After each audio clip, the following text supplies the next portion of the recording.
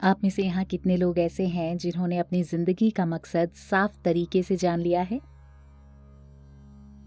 यहाँ कितने लोग ऐसे हैं जिन्होंने जिंदगी का मकसद साफ तरीके से जान लिया है? आखिर जिंदगी के मकसद की शुरुआत कैसे होती है और ये कैसे बढ़ती है? जब आपको इस बात का एहसास होता है कि आपकी क्षमता आप जितना सोचते हैं उससे कहीं ज्यादा है, जब आपको इस बात का एहसास होता है कि पराये भी अपने हैं और उन्हें आप अपनी जिंदगी का महत्वपूर्ण हिस्सा बनाते हैं, तभी आप अपनी क्षमता का विस्तार करते हैं। जब आप दूसरों के जीवन में बदलाव लाने का आशय रखते हैं और अगर आप एक ऐसे इंसान बनने में कामयाब हो जाते हैं जो दूसरों की जिंदगी को प्रभावित कर रहा है, तभी आपकी जिंदगी के मकसद की शुरुआत होती है। और जब आपके पास जिंदगी का मकसद बिल्कुल साफ होता है तो आप ये समझ लीजिए कि आपके शरीर के हर एक कण में इतनी अपार शक्ति होती है जिससे आप एक लंबा जीवन जी सकते हैं। जरा एक बार प्रकृति की ओर ध्यान दीजिए। इस ग्रह में लगभग हर प्राणी की जिंदगी लगभग वहां समाप्त हो जाती है जब उनके अंदर बच्चा पैदा करने की क्षमता समाप्त हो जाती है। मेरी समझ और ज्ञान के हिसाब से 2 प्रजातियां इस थ्योरी से बाहर हैं। इसमें से एक प्रजाति का अंदाजा आप बिल्कुल लगा सकते हैं। जी हाँ, ये मानव प्रजाति है। बच्चे करने की क्षमता खत्म होने के बाद भी हम एक लंबी जिंदगी जी सकते हैं। हाँ, और जो दूसरी प्रजाति है वो बेहद दिलचस्प है।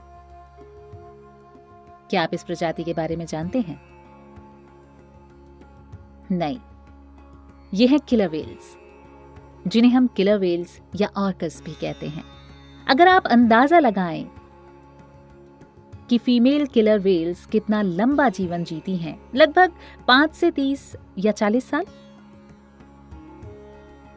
नहीं, बल्कि फीमेल किलर वेल्स या ऑर्का 90 साल तक जीती हैं।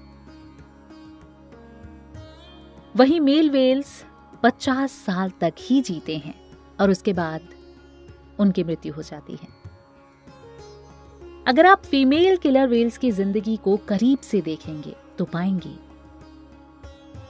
कि अपनी रिप्रोडक्टिव एज समाप्त हो जाने के बाद वो अपने बच्चों और उनके बच्चों का भी देखभाल करती हैं।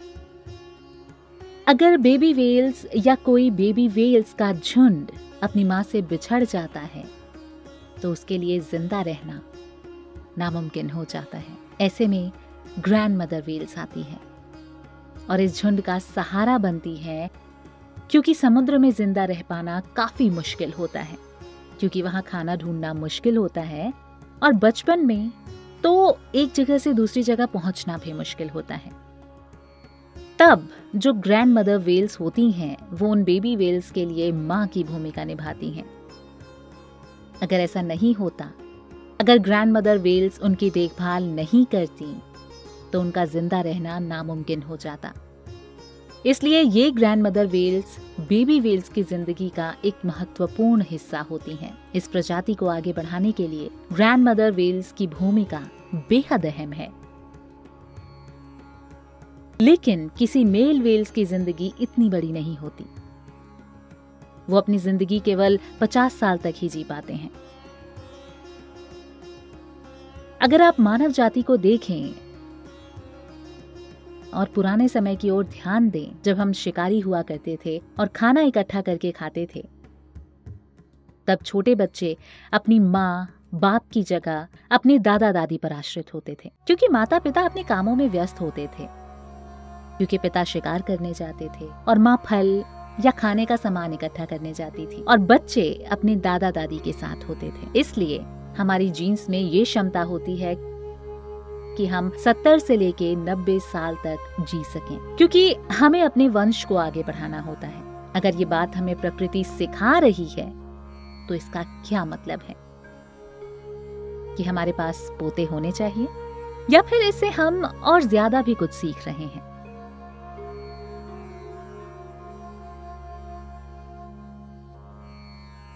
अगर आपको एक लंबी जिंदगी जीनी है तो इसका मतलब ये है कि आपको एक ऐसा जीवन जीना होगा जो दूसरों की मदद करे, सपोर्ट सिस्टम बने।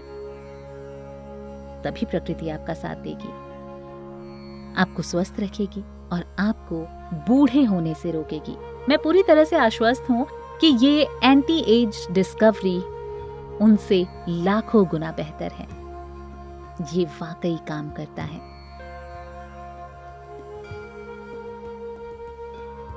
अगर आप वो इंसान बनने में कामयाब हो जाते हैं जो दूसरे समुदाय और लोगों की जिंदगी को पॉजिटिव तरीके से प्रभावित कर सकता है, और आप अपनी छिपी हुई शक्तियों को पहचान जाते हैं, उस शक्ति को जिससे आप दूसरों की जिंदगी प्रभावित कर रहे हैं और उनसे जुड़ाव महसूस कर रहे हैं, तो समझ जाइए आप अपने जीवन जीने की जीन्स को और बढ़ा रहे हैं, क्योंकि आपकी मौजूदगी इस दुनिया के लिए बेहद जरूरी है, इस प्रजाति के लिए बेहद जरूरी है।